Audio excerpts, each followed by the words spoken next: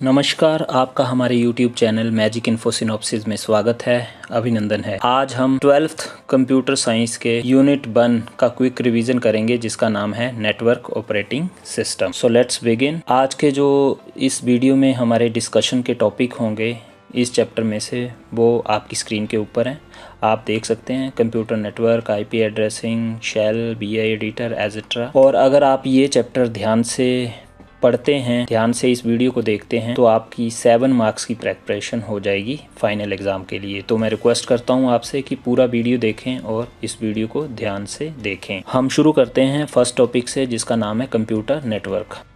Computer network में हम 2 या 2 से ज़्यादा कंप्यूटर को आपस में कनेक्ट करते हैं जो डिफरेंट जियोग्राफिकल लोकेशन पे होते हैं, और इनको कनेक्ट करने का हमारा जो मेन पर्पज़ होता है वो होता है ट्रांसमिशन ऑफ डाटा और शेयरिंग ऑफ रिसोर्सेज। तो ये डेफिनेशन है, और यहाँ पे डायग्राम पे आप देख सकते हैं कि ये इंटरनेट है हमारा जो हमारे नेटवर्क को जोड़ रहा है, और यहाँ पे हमारे डिफरेंट डिवाइसेस जैसे कंप्यूटर 2, कंप्यूटर 3 आपस में कनेक्ट किए हुए हैं, और रिसोर्सेज जैसे प्रिंटर वगैरह ये शेयर हो रहे हैं आपस में, और इनको कनेक्ट करने के लिए हमें डिफरेंट कंपोनेंट्स को यूज़ करना पड़ रहा है जैसे ईथरनेट केबल। अब हम इसके कंपोनेंट्स पढ़ लेते हैं। कंप्यूटर नेटवर्क के होस्ट। तो होस्ट होते हैं वो कंप्यूटर जो आपस में कनेक्ट होते हैं, जैसे कंप्यूटर 1, कंप्यूटर 2 और कंप्यूटर 3, इनको हम होस्ट बोलेंगे। दूसरा आ गया network interface card. Network interface card ये डिवाइस आपका कंप्यूटर के साथ लगा होता है जिससे आपकी ईथरनेट केबल कनेक्ट हो पाती है दूसरे कंप्यूटर के साथ। तीसरा आ गया हमारा ईथरनेट केबल जो वायर जिससे हमारे कंप्यूटर कनेक्ट होते हैं। वायरलेसली भी हो सकते हैं, बट अगर वायर के साथ हो तो ईथरनेट केबल ये है आपके पास। और फोर्थ है आपके पास हब स्विच रूटर। ये आपको हेल्प करते हैं कि अगर आपने कनेक्शन मल्टीपल डिवाइसेस के साथ शेयर करना है, बैंडविड्थ को शेयर करना है, डिवाइड करना है, तो आप हब स्विच रूटर का यूज़ करेंगे। और फिफ्थ है आपका इंटरनेट जिससे आप किसी भी जियोग्राफिकल लोकेशन में कंप्यूटर को कनेक्ट कर सकते हैं नेटवर्क के ऊपर। So that's all for computer network and it's component. Next जो हमारा टॉपिक है वो है कंप्यूटर नेटवर्क के एडवांटेज और डिसएडवांटेज। तो जैसा कि आपने देखा कि कंप्यूटर नेटवर्क में हम डिफरेंट कंप्यूटर को डिफरेंट लोकेशन से कनेक्ट कर लेते हैं for the purpose of sharing of data and sharing of resources. और इसमें हमारे जो कंपोनेंट्स यूज़ हुए वो भी हमने देख लिए। तो कंप्यूटर नेटवर्क का एडवांटेज क्या है और डिसएडवांटेज क्या है वो हम यहाँ पे देखेंगे। शेयरिंग ऑफ रिसोर्सेज ये बहुत बड़ा एडवांटेज है हमारा। कम्युनिकेशन के लिए हम कंप्यूटर नेटवर्क का यूज़ करते हैं। परफॉर्मेंस इम्प्रूव करनी है तो हम कंप्यूटर नेटवर्क का यूज़ करते हैं। Low cost due to sharing of resources, हम प्रिंटर, स्कैनर ये सारे रिसोर्सेज शेयर कर लेते हैं जिससे कॉस्ट क्या हो जाती है, कम हो जाती है। रिलायबिलिटी और flexible working environment, all these are the advantage of computer network. अब डिसएडवांटेज देख लेते हैं कंप्यूटर नेटवर्क की। कंप्यूटर नेटवर्क में हमारी जो सबसे बड़ी डिसएडवांटेज रहती है कि सिक्योरिटी, जैसे मल्टीपल कंप्यूटर या ज़्यादा डिवाइसेस कनेक्ट होंगे तो सिक्योरिटी का इशू आएगा हमें। दूसरा है हमारे पास कि network hardware and software cost ये बढ़ जाती है। हमें स्पेशलाइज सॉफ्टवेयर चाहिए होते हैं, जैसे NOS चाहिए होगा हमें। वायरसेस आने के चांसेस ज़्यादा हो जाते हैं। इलीगल यूज़ ये भी एक डिसएडवांटेज हो सकता है नेटवर्क का। और रिक्वायर्ड टेक्निकल स्टाफ, अगर कंप्यूटर नेटवर्क में आपने मल्टीपल डिवाइसेस को कनेक्ट करना है और उनको मैनेज करना है तो आपको टेक्निकल स्टाफ की ज़रूरत पड़ेगी। डिपेंडेंसी ऑन सर्वर, ये सारे हैं disadvantage of computer network. Next है हमारा topic TCP/IP, transmission control protocol और इंटरनेट प्रोटोकॉल। TCP/IP ये आपके कलेक्शन ऑफ प्रोटोकॉल्स या रूल्स होते हैं जो आपको हेल्प करते हैं डाटा ट्रांसमिशन में अक्रॉस दी कंप्यूटर नेटवर्क। आपने कंप्यूटर नेटवर्क बना दिया, अब आपने उसमें डाटा ट्रांसफ़र करना है तो आपको TCP/IP रूल्स को फॉलो करना पड़ेगा, या कंप्यूटर उस रूल को TCP/IP रूल को कंप्यूटर को फॉलो करना पड़ेगा।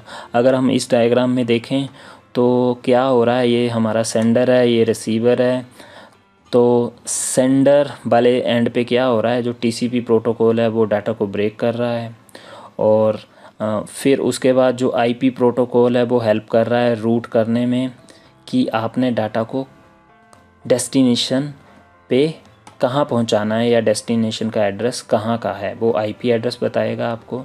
और टीसीपी थर्ड स्टेप में जब डेस्टिनेशन पे डाटा पहुंच जाएगा हमारा, तो उन पैकेट्स को रीअसेंबल करेगा ताकि वो यूज़र अंडरस्टैंडेबल फॉर्मेट में मिल जाए रेसिपिएंट एंड पे। तो टीसीपी और आईपी के बीच में हम अब थोड़ा डिटेल में देख लेते हैं। टीसीपी हमारा कनेक्शन बेस्ड प्रोटोकॉल होता है। इसका काम होता है कि डाटा सेंडर वाले एंड से ब्रेक करके ले जाना और रिसीवर वाले एंड पे उसको असेंबल करना। और आईपी क्या है, कनेक्शन लेस प्रोटोकॉल है। इसका जो मेन पर्पस होता है वो फाइंड आउट करना कि किसने किसको डाटा भेजना, तो ये बताएगा कि हमारा डेस्टिनेशन फाइंड आउट करने में ये हेल्प करेगा। ये कनेक्शन लेस प्रोटोकॉल है। टीसीपी क्या करता है, ब्रेक करता है डाटा को सो दैट कि एफिशिएंटली हैंडल हो सके नेटवर्क के बीच में। और आईपी क्या करता है, एनवेल्प करता है और एड्रेस करता है डाटा को। टीसीपी करता है हमारा वेरीफाई करता है all the packet at the destination, की कोई पैकेट बीच में ब्रेक तो नहीं हो गया या इनकम्प्लीट तो नहीं है। अगर ये ऐसा है तो उसको डाटा को दोबारा रीसेंड करता है। और आईपी क्या करता है हमारा, आईपी जस्ट हमारा हेल्प करता है डाटा को सोर्स से डेस्टिनेशन तक पहुंचाने में। So that's all for TCP IP. Next है हमारा DHCP, dynamic host configuration protocol.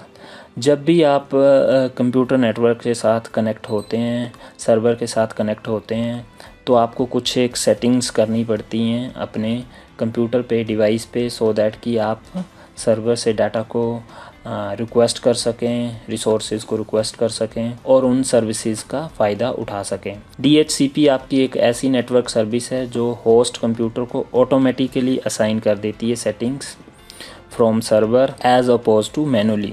जो सेटिंग हमें मैनुअली करनी पड़ती थी, डीएचसीपी हमारी एक नेटवर्क सर्विस है वो ऑटोमेटिकली असाइन कर देती है। जो डीएचसीपी क्लाइंट होता है वो सर्विस को रिक्वेस्ट करता है और डीएचसीपी सर्वर वो सर्विस प्रोवाइड करता है डीएचसीपी क्लाइंट को। ये जैसे आप देख सकते हैं डीएचसीपी सर्वर है, ये क्लाइंट्स हैं, ये अनट्रस्टेड नेटवर्क के ऊपर हैं, ये ट्रस्टेड के ऊपर है। डीएचसीपी क्लाइंट रिक्वेस्ट करते हैं सर्विस को और सर्वर उस रिक्वेस्ट को फुलफ़िल करता है। यहाँ पे भी एक दूसरी डायग्राम भी आप देख सकते हैं। ये क्लाइंट ने रिक्वेस्ट भेजी सेटिंग से रिलेटेड, कॉन्फ़िगरेशन से रिलेटेड, और सर्वर ने उस रिक्वेस्ट को फुलफ़िल कर दिया। उसको आईपी एड्रेस, सब net mask, default router, DNS servers, ये सारी चीज़ें डीएचसीपी सर्वर ऑटोमेटिकली असाइन कर देता है डीएचसीपी क्लाइंट को। अब हम इसके एडवांटेज देख लेते हैं। मैनुअल कॉन्फ़िगरेशन का जो टाइम है वो कम हो जाता है ऑटोमेटिक कॉन्फ़िगरेशन से। और दूसरा है कि implementation does not required any additional cost. और तीसरा है ये एडमिनिस्ट्रेशन को नेटवर्क में सिंप्लीफाई कर देता है। और अगर इसकी डिसएडवांटेज देखें तो सिक्योरिटी बहुत बड़ा डिसएडवांटेज है, और सर्वर में कोई एरर आ जाए, कोई समस्या आ जाए तो आपकी जो कॉन्फ़िगरेशन है वो रुक जाती है, वो आप नहीं कर सकते हैं। नेक्स्ट है हमारा टॉपिक आईपी एड्रेसिंग। इंटरनेट के थ्रू अगर आपका कोई भी डिवाइस कनेक्टेड है तो उसको एक यूनिक नंबर असाइन किया हुआ है और उस यूनिक नंबर को बोलते हैं हम आईपी एड्रेस। इस यूनिक नंबर में दो चीज़ें होती हैं, नेटवर्क आईडी और होस्ट आईडी। नेटवर्क आईडी आपकी क्या करती है, आइडेंटिफाई करती है नेटवर्क को जिससे वो आईपी एड्रेस बिलोंग करता है, और होस्ट आईडी क्या करती है, यूनिकली आइडेंटिफाई ये होस्ट ऑन दी नेटवर्क। ये जो आईपी एड्रेस होता है वो 32 बिट का होता है और 4 सेक्शन में डिवाइड होता है। जो आईपी एड्रेस होते हैं इसके दो वर्जन हैं, IPv4 और IPv6। IPv4 32 बिट है और IPv6 128 बिट का है। IPv6 हमारा लेटेस्ट वाला है जो हमें ज़्यादा डिवाइसेस को सपोर्ट करता है। दो तरह के हमारे पास आईपी एड्रेस होते हैं, प्राइवेट आईपी एड्रेस और पब्लिक आईपी एड्रेस। पब्लिक जो होता है फर्दर डिवाइड होता है स्टैटिक आईपी एड्रेस और डायनेमिक आईपी एड्रेस में। क्लासेस देखें तो हमारी आईपी एड्रेस में 5 क्लासेस होती हैं, जैसा कि आप स्क्रीन पे देख सकते हैं। क्लास ए में क्या है, फर्स्ट बिट रिजर्व है, नेक्स्ट 7 बिट हैं वो नेटवर्क आईडी की हैं और नेक्स्ट 24 बिट हैं आपकी होस्ट आईडी की। क्लास बी में 2 बिट रिजर्व है, नेक्स्ट 14 बिट है नेटवर्क आईडी की और नेक्स्ट 16 बिट है हमारी होस्ट आईडी की। क्लास सी में हमारी 3 बिट रिज़र्व है, 21 बिट है नेटवर्क आईडी की और होस्ट आईडी की है 8 बिट। और क्लास में हमारी 4 बिट रिज़र्व है और नेक्स्ट वाली है मल्टीकास्ट के लिए 28 बिट। और क्लास ई में हमारी 5 बिट रिज़र्व है और नेक्स्ट है फ्यूचर यूज़ के लिए। तो अगर हमने डिफरेंट क्लासेस के स्टार्टिंग और एंड एड्रेस कैलकुलेट करने हैं तो हम इन बिट के एलोकेशन के बेसिस के ऊपर कर सकते हैं।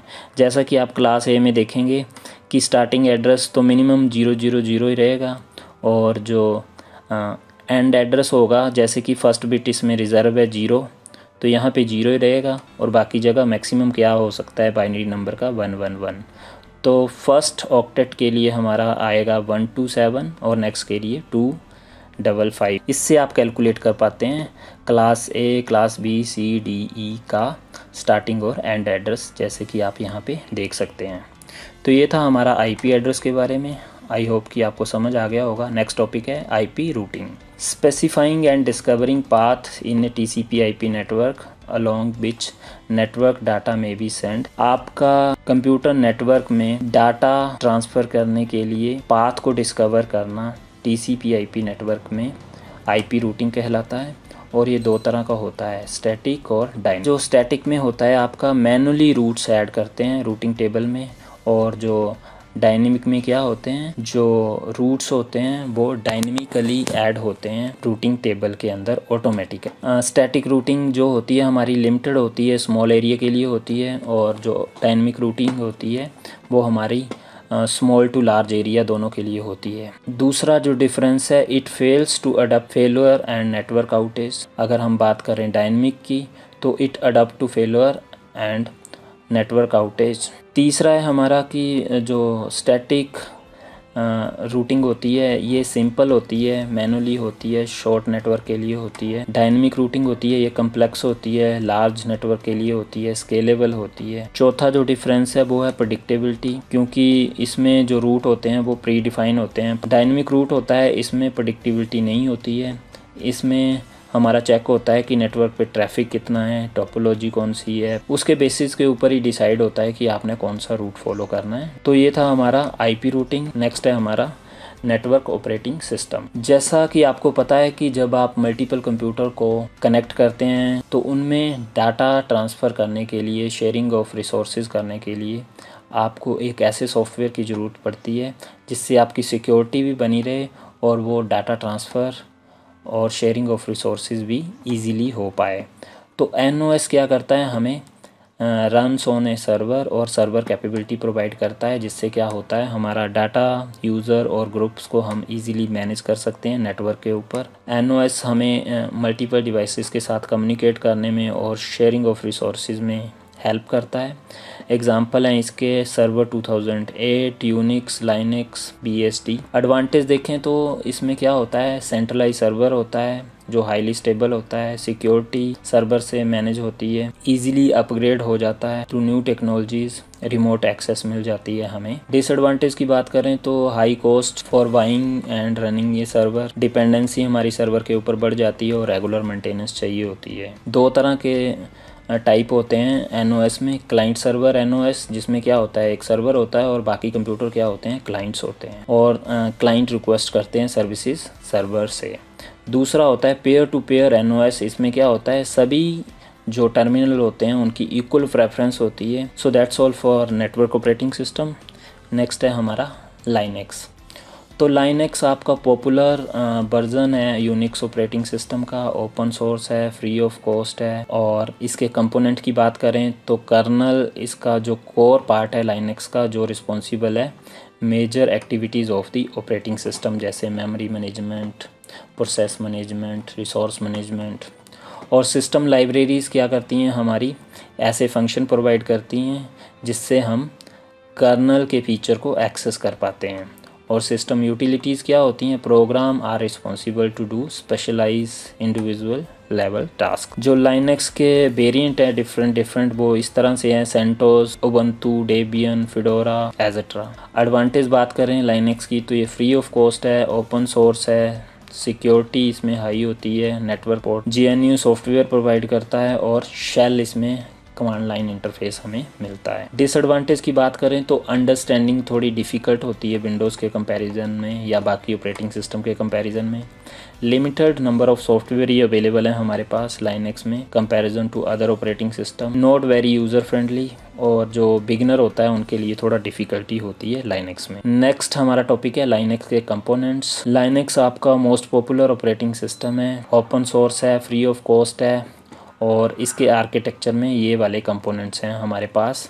अगर देखें हम डायग्राम में, हार्डवेयर है, हार्डवेयर के ऊपर वाली लेयर में है कर्नल जो डायरेक्टली इंटरेक्ट करता है हार्डवेयर से। उसके बाद आता है हमारा शेल, हम कमांड्स दे सकते हैं कर्नल को हार्डवेयर से कोई भी ऑपरेशन करवाने के लिए। और इससे भी टॉप वाली लेयर में है एप्लीकेशन सॉफ्टवेयर या यूटिलिटी सॉफ्टवेयर्स। अगर हम कंपोनेंट्स की बात करें तो हार्डवेयर है, इसमें क्या होता है जो पेरिफेरल डिवाइसेस जैसे रैम, हार्ड डिस्क, सीपीयू एजेट्रा आते हैं। कर्नल जो इससे हार्डवेयर से टॉप वाली लेयर है।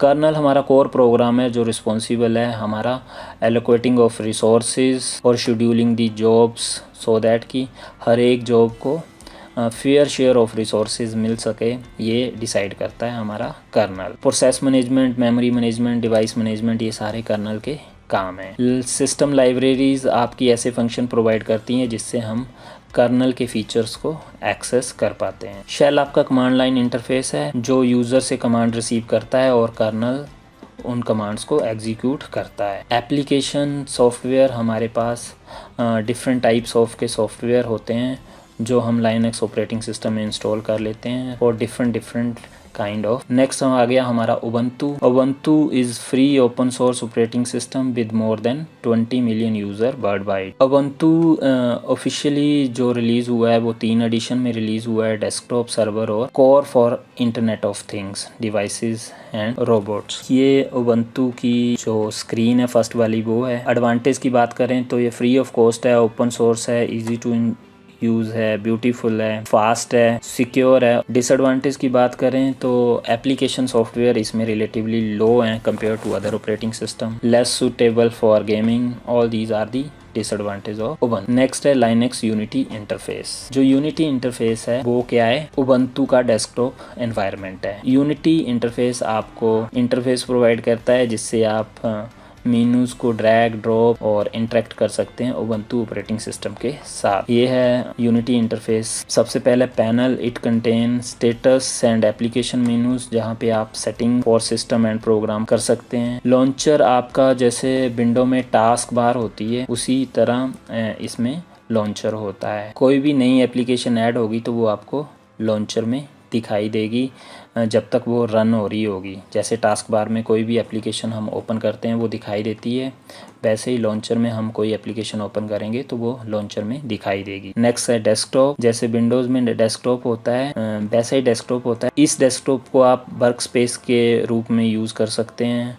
आप यहाँ पे एप्लीकेशन को रन कर सकते हैं, प्रोग्राम को रन कर सकते हैं, ऐप्स को ओपन कर सकते हैं। उसके बाद आ गया हमारा डैश। ये आपका जैसे विंडो में स्टार्ट बटन होता है बिल्कुल उसी तरह काम करता है। यहाँ पे आप डिफरेंट एप्लीकेशन को क्या कर सकते हैं, सर्च कर सकते हैं और उनको रन कर सकते हैं। नेक्स्ट है हमारा लाइनक्स डेस्कटॉप एनवायरनमेंट। जीनोम आपका लाइनक्स का फ्री और ओपन सोर्स डेस्कटॉप एनवायरनमेंट है। Genome 3 is the default desktop environment for major Linux distribution including Fedora, Debian, Ubuntu, etc. or Unity and GNOME are the desktop environment. Both are developed by GTK। और अगर हम इसकी diagram देखें तो ये है हमारे पास ऑलमोस्ट सेम ही होती है हमारी यूनिटी इंटरफेस की तरह। Top bar provide access to date and time, system indicator, currently open application. उसके बाद सिस्टम इंडिकेटर, इसमें क्या होगा आपके पास डिफरेंट आइकन होंगे जो बैटरी, नेटवर्क और साउंड से रिलेटेड इंफॉर्मेशन देंगे। आप dock showing currently open apps and shortcut to your favourites. ये है हमारा dock. App drawer, it list all the apps install on your computer. इसमें list of all the app होंगी जो हमारे सिस्टम में इंस्टॉल हो। उसके बाद है डेस्कटॉप। ये आपका मेन वर्क एरिया होगा जहाँ पे आप ऐप्स को क्या कर सकते हैं, ओपन कर सकते हैं और रन कर सकते हैं। सर्च, यहाँ पे क्या कर सकते हैं आप डिफरेंट फाइल को सर्च कर सकते हैं जो हमारे सिस्टम में हैं या कंप्यूटर में हैं। ये 2 डायग्राम है आपके पास डेस्कटॉप एनवायरनमेंट की। ये जीनोम की है और यूनिटी की आपने जैसे पहले पढ़ा, ये यूनिटी इंटरफेस है और ये है जीनोम। नेक्स्ट है हमारा शेल। शेल हमारा कमांड लाइन इंटरफेस हो जहाँ पे पे हम कीबोर्ड से स्टैंडर्ड इनपुट डिवाइसेस से या फाइल से कमांड देते हैं और वो कमांड एग्जीक्यूट होती हैं और यूज़र को डिज़ायरेबल रिज़ल्ट प्रोवाइड करती हैं आउटपुट डिवाइसेस के ऊपर। इसको इसीलिए हम बोलते हैं कमांड इंटरप्रेटर। ये है डायग्राम हार्डवेयर, कर्नल, शेल और यूटिलिटीज़।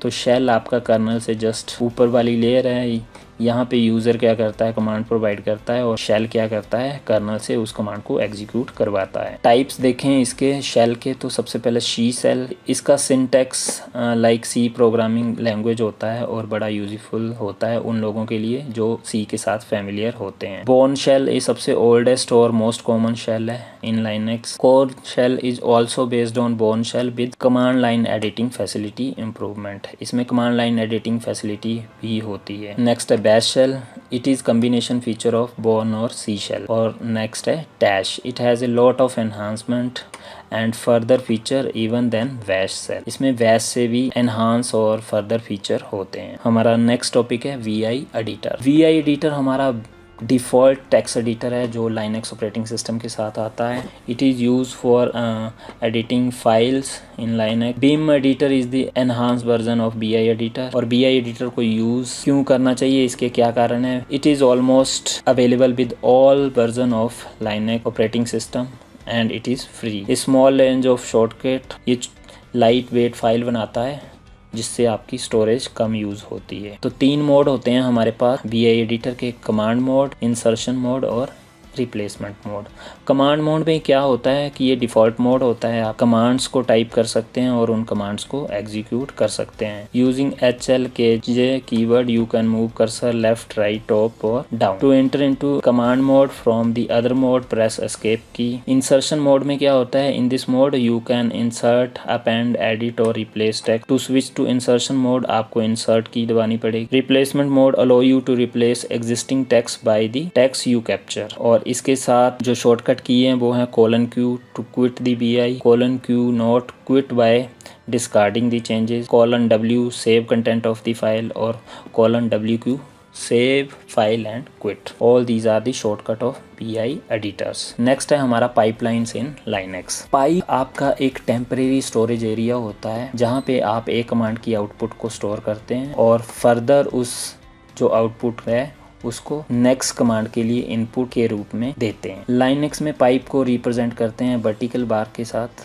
ये कीबोर्ड में सिंबल होता है आपका। Pipe are use to redirect a stream from one program to another program. अगर आप यहाँ पे डायग्राम देखें तो एक प्रोसेस चल रही है, उसका रिजल्ट आया, फिर आपने पाइप में उस रिजल्ट को स्टोर किया और दूसरी प्रोसेस के लिए उस रिजल्ट को एज ए इनपुट प्रोवाइड कर दिया। यहाँ पे भी देख सकते हैं आप, पाइप क्या कर रही है, एक टास्क के रिजल्ट को स्टोर कर रही है और दूसरी टास्क को वो रिजल्ट प्रोवाइड कर रही है। यहाँ पे ज़रूरी नहीं है कि आप एक कमांड का आउटपुट दूसरी कमांड को ही दे सकते हैं, आप दूसरी की तीसरी को मल्टीपल टाइम भी हो सकता है ये। जैसे अगर हम एक एग्जांपल ले ls पाइप LPR, तो ls क्या करती है, डिस्प्ले करती है list of file in current working directory, और LPR क्या करती है, प्रिंट करती है। तो ls LPR से क्या होगा, आपका जो ls ने लिस्ट ऑफ फाइल और डायरेक्टरीज को शो किया होगा वो हमारी LPR कमांड को चली जाएंगी और वो हमारी प्रिंट हो जाएंगी। अगर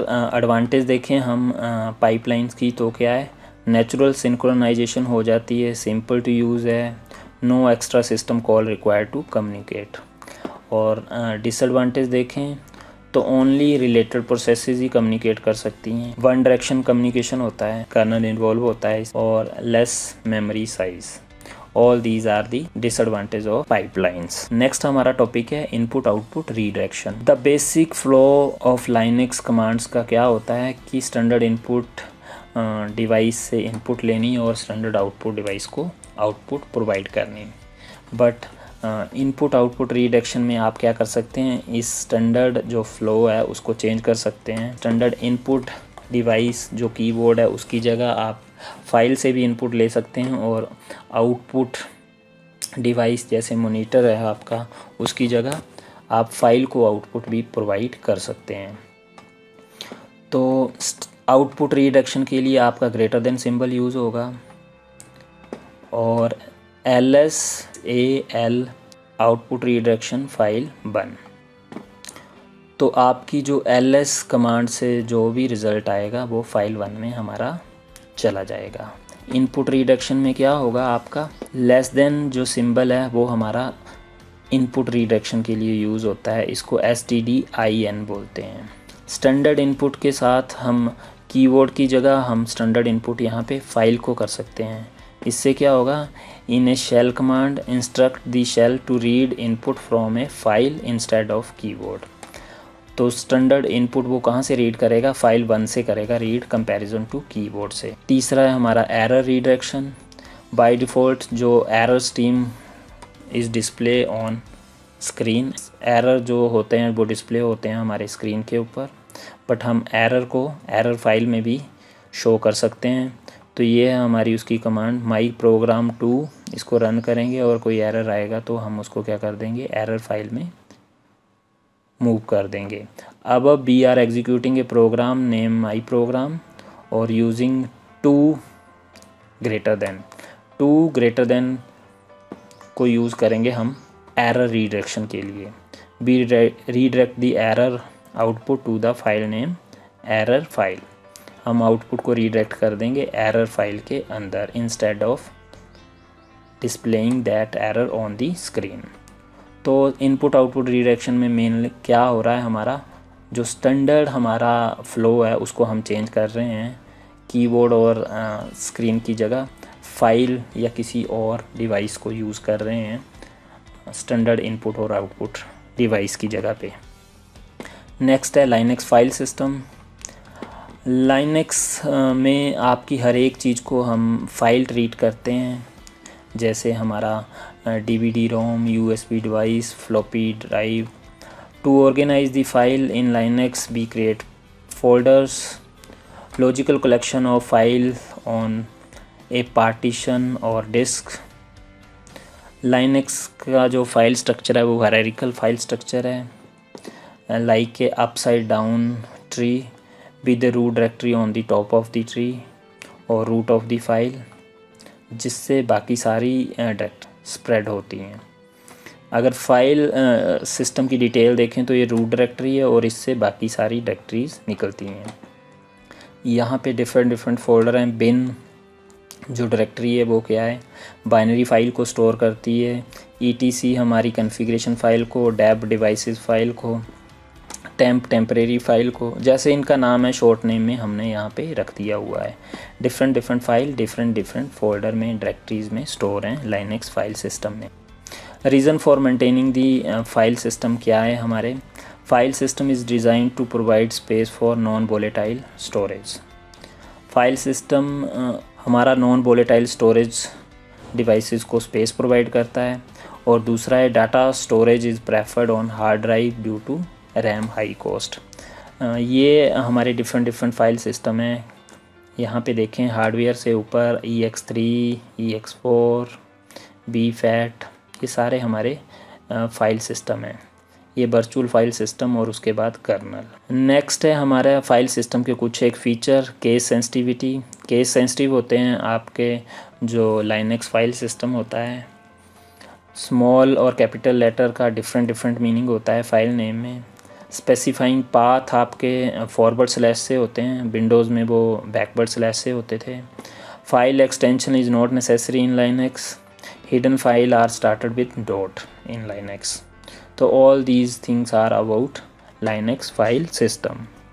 नेक्स्ट है cyber laws. Cyber laws is a generic term which refer to the all the legal and regular aspect of internet and World Wide Web. Cyber laws जो हमारे इंडिया में हैं वो IT एक्ट 2000 में इंक्लूड हैं, जो हमारा इन्फोर्स हुआ था अक्टूबर 17, 2000 में। Cyber laws is the laws governing cyber space, जिसमें क्या आ गया हमारा network, software, storage, website, phone, ATM machine etcetera. तो किन किन चीज़ों से रिलेटेड है हमारे साइबर लॉज?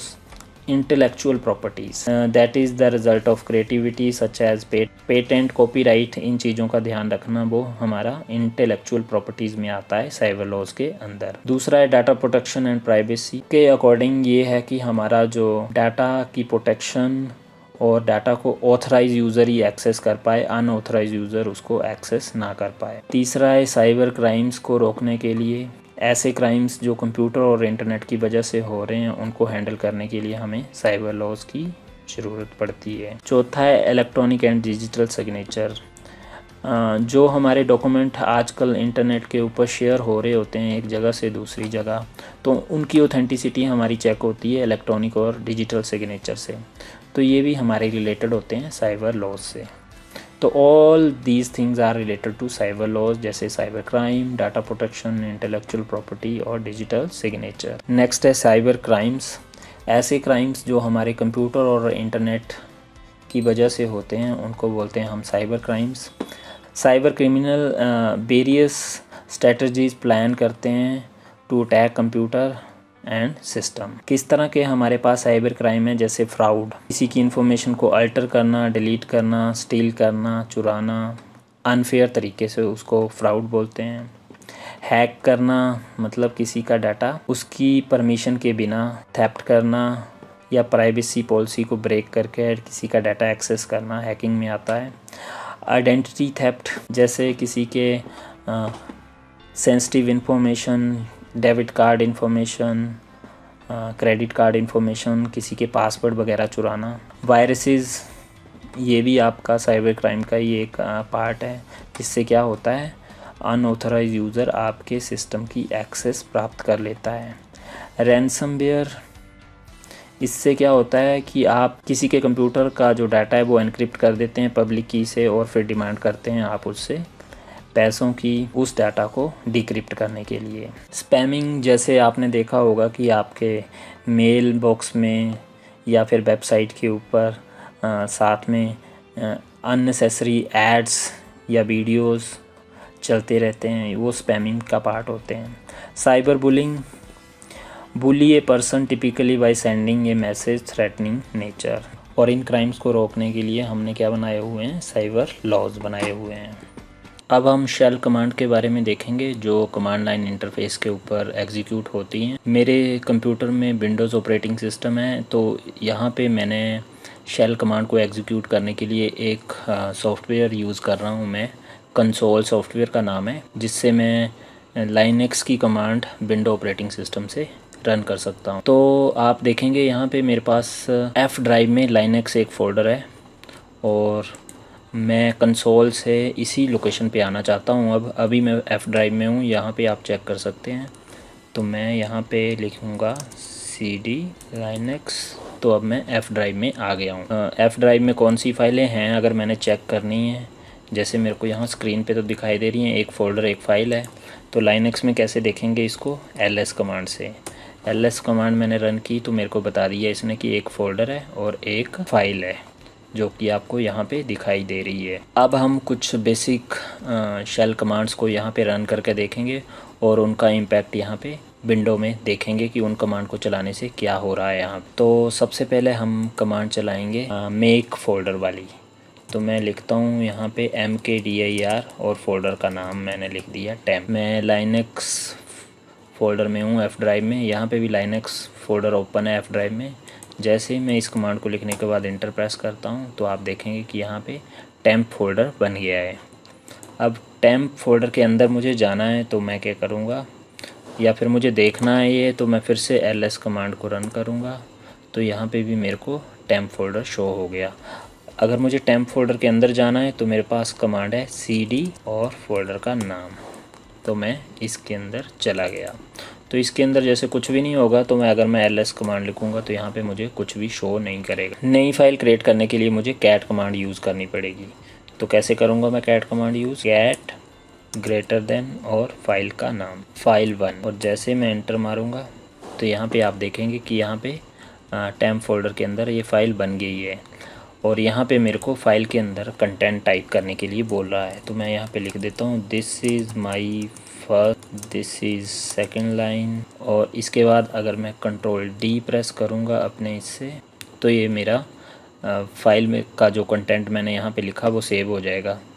तो इसको चेक करना है अगर मैंने, तो मैं यहाँ पे डबल क्लिक मार के इसको चेक भी कर सकता हूँ। इसके अंदर सेम ही कंटेंट लिखा हुआ है जो मैंने यहाँ पे लिखा था। अगर मैं कैट और फाइल नेम लिखूँगा तो मेरा जो फाइल का कंटेंट है वो एज़ इट इज़ प्रिंट हो जाएगा। तो मुझे यहाँ पे फ़ाइल ओपन करके नहीं देखनी पड़ेगी, यहाँ पे मेरे को कमांड लाइन इंटरफेस पे ही शो हो जाएगी। अब अगर मैंने इस फाइल को कॉपी करना है तो मेरे पास कमांड है cp सोर्स और डेस्टिनेशन 2, मैंने फ़ाइल का नाम रख दिया। एंटर प्रेस करूँगा तो देखो मेरे पास फ़ाइल 2 बन गई, जो फ़ाइल 1 की तरह ही है। इसके अंदर कौन सा कंटेंट होगा, अगर मैं देखूं तो सेम ही कंटेंट होगा जो फ़ाइल 1 के अंदर था, कॉपी हो गई कमांड। अगर मेरे को फ़ाइल को डिलीट करना है तो मेरे पास rm कमांड है, फ़ाइल 1, तो इससे फ़ाइल 1 डिलीट हो गई। फ़ाइल 2 को डिलीट करना है तो फ़ाइल 2 डिलीट हो जाएगी। देख कमांड मैं यहाँ पे लिख रहा हूँ और उसका इम्पैक्ट मेरे को यहाँ पे ग्राफिकल इंटरफेस पे शो हो रहा है। वापस जाऊंगा, इस फोल्डर से बाहर आना है, मेरे एक लेवल में बाहर आ गया। अब मेरे को फ़ोल्डर को डिलीट करना है तो मेरे पास कमांड है rmdir और टेम्प, ये लिखूंगा तो मेरा ये फ़ोल्डर यहाँ पे डिलीट हो गया। एक यहाँ पे डेट कमांड होती है जो हमें सिस्टम की डेट शो कर देती है, यहाँ पे आप चेक कर सकते हैं। तो इस तरह आप डिफरेंट जो लाइनक्स शेल कमांड है वो रन कर सकते हैं और उनकी आउटपुट आपको यहाँ शेल पे ही शो हो जाएगी। ये मैं विंडो प्लेटफॉर्म पे कर रहा हूँ तो मैं आपको यहाँ पे ग्राफिकल इंटरफेस पे भी दिखा रहा हूँ कि इन कमांड का क्या डिफरेंस आता है, कैसे इनका इम्पैक्ट दिखता है। अब हम क्विक रिव्यू करते हैं कि हमने अभी क्या क्या पढ़ा है। NOS हमें सर्वर कैपेबिलिटी प्रोवाइड करता है, जिससे क्या होता है जो रिसोर्सेज को शेयर करना और कम्युनिकेशन का टास्क क्या हो जाता है, इजी हो जाता है। Centralise server, security, remote access, all these are the advantage of NOS। High cost and regular maintenance are the disadvantage of NOS। इस चैप्टर में जो हमने टॉपिक पढ़े वो थे कंप्यूटर नेटवर्क, TCP/IP, IP और साइबर लॉस। अब हम जाते जाते क्वेश्चन आंसर देखेंगे जो भी इस चैप्टर के हैं, इंपॉर्टेंट बनते हैं। तो ये इस चैप्टर के क्वेश्चन हैं, आप यहाँ से पढ़ सकते हैं। और अगर आपको इनके आंसर चाहिए तो आप इस वीडियो के डिस्क्रिप्शन बॉक्स में यूट्यूब से लिंक पे क्लिक करके इन आंसर की सॉफ्ट कॉपी डाउनलोड कर सकते हैं। ट्रू फॉल्स इस चैप्टर से रिलेटेड ये हैं, वो आप अपने नॉलेज के लिए यहाँ से पढ़ सकते हैं, इनके आंसर भी नीचे दिए हुए हैं। और लास्ट बट नॉट लीस्ट, अगर आपके पास 9 to 12 क्लासेस कंप्यूटर साइंस का सिलेबस और ई-बुक्स अवेलेबल नहीं है तो आप हमारी वेबसाइट से सिलेबस, ई-बुक्स और वीडियो ट्यूटोरियल डाउनलोड कर सकते हैं। वेबसाइट का नाम है magicinfo.in। Thanks for watching us. अगर आपकी इस टॉपिक से रिलेटेड, इस चैप्टर से रिलेटेड कोई भी क्वेरी है या कोई सजेशन है तो आप हमें ईमेल कर सकते हैं या फिर यूट्यूब में कमेंट बॉक्स में लिख सकते हैं।